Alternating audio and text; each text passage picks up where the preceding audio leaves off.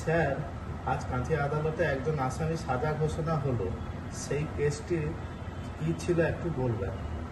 হ্যাঁ, এই ঘটনাটা ঘটেছিল 13/12/2022 তারিখে ভগবানপুর থানা অন্তর্গত মির্জাপুর মৌজায় একটি খুনের ঘটনা ঘটেছিল। ঘটনাটা এই ছিল যে মির্জাপুর মৌজার মনোরঞ্জন মাইতি তার নিজের জমিতে যখন ধান চাষ করার জন্য ঘাস বাঁচছিলেন, তখন সেই জমির পাশে এই আসামি নন্দদুলাল সি এবং তার স্ত্রী কাজল সি কাজ করছিলেন।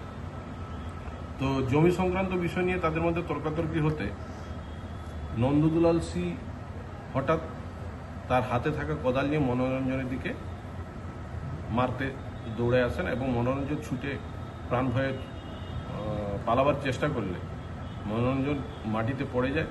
পড়ে গেলে নন্দদুলাল সি তাকে কোদাল দিয়ে বারংবার তার মুখে মাথায় আহত করেন এবং রক্তাক্ত জখম করেন এবং ঘটনাস্থলেই তিনি মারা যান। সেখানে একমাত্র আই উইটনেস ছিলেন, মানে প্রত্যক্ষদর্শী সুধীর মাইতি, যিনি চিৎকার করে সেই আসামিকে বাধা দেন, নিরস্ত থাকতে বলেন যে ওকে মারিস না মারিস না, আর তার কোনো কথায় কর্ণপাত করেননি। আসামি এবং তার স্ত্রী দুজন সেখানে উপস্থিত ছিলেন এবং যার আঘাতের ফলে নন্দদুলাল সির আঘাতের ফলে ঘটনাস্থলে মনোরঞ্জন মাইতি মারা যান। সুধীর মাইতি, যিনি চোখে দেখেছিলেন ঘটনাটা, তিনি গ্রামে গিয়ে খবর দেন।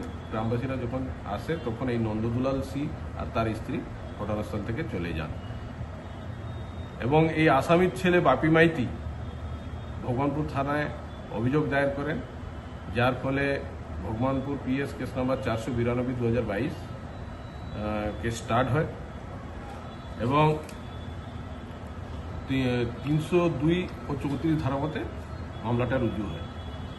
এই মামলায় পুলিশ মোট 13 জন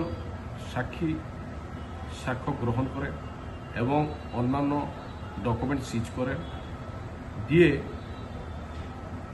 তদন্তকারী অফিসার 66 দিনের মাথায় চার্জশিট প্রদান করেন এই আসামিদের বিরুদ্ধে। এই আসামিদের বিরুদ্ধে কাস্টাডি ট্রায়াল শুরু হয় এবং সরকার পক্ষের মোট 11 জন সাক্ষী এক্সামিন হয় এবং সমস্ত ডকুমেন্টগুলো এক্সিবিট হয়। দীর্ঘ 7-8 মাস মামলা চলার পর সমস্ত document R all corners of evidence মাননীয় জজ সাহেব, সেশনস জজ, এডিশনাল সেশন জজ সেকেন্ড কোর্ট কন্টাই শুভদীপ চৌধুরী, তিনি গতকাল এই আসামিকে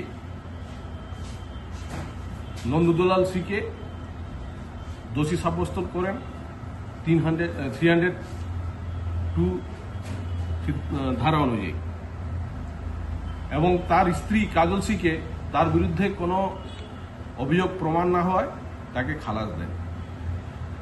আজ আদালত এই আসামিকে কোর্টে হাজির হতে নির্দেশ দেন এবং আসামি কোর্টে উপস্থিত হলে আসামির মুখ থেকে জানতে চান যে তার এই দোষী হওয়ার সাজা ঘোষণা হয়েছে, দোষী সাব্যস্ত করা হয়েছে, তাকে এই দোষী সাব্যস্ত জন্য তার কিছু এই মামলা সম্বন্ধে সে কিছু বলবে কিনা। সে সরাসরি অস্বীকার করে কিছু বলতে চায় না। তার উকিলবাবুকে বলতে বলা হয়, তিনি তার পক্ষে আর্গুমেন্ট রাখেন যাতে সাজা কম হয়। আর তারপর সরকারি উকিলবাবু মানে আমাকে আদালত নির্দেশ দেন যে আপনি সাজার পক্ষে আপনার যুক্তি রাখুন। উভয় পক্ষের হিয়ারিং শোনার পর মহামান্য আদালত শুভদীপ চৌধুরী তিনি সমস্ত এভিডেন্স স্ক্রুটিনি করে এবং খুব কম্পিটেন্টলি রিজনেবল পয়েন্টে 302 ধারা মতে যাবজ্জীবন সশ্রম কারাদণ্ড এবং 10,000 টাকা জরিমানা করে অনাদায়ে 1 বছরের কারাবাসের নির্দেশ দেন। এর পক্ষে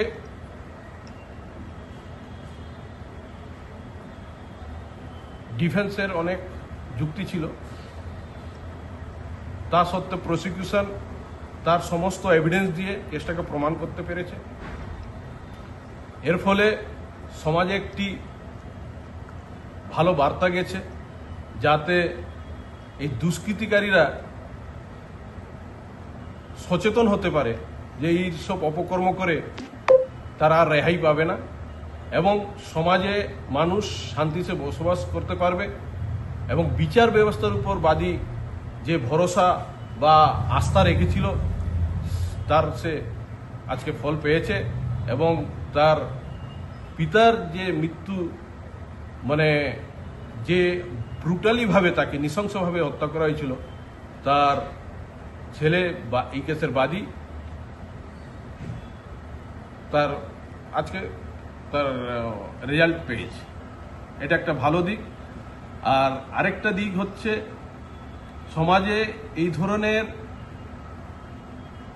দুষ্কৃতিকারীদের যে অপকর্মের বিরুদ্ধে যে জাজমেন্ট, এটা সমাজ সংস্কারের পক্ষে একটা ভালো বার্তা যাবে। আপনার নাম, আপনি এখন কি পদে রয়েছেন? আমার নাম মঞ্জুর রহমান খান। আমি এখন কাঁথি মহকুমা সেশনস আদালতের এডিশনাল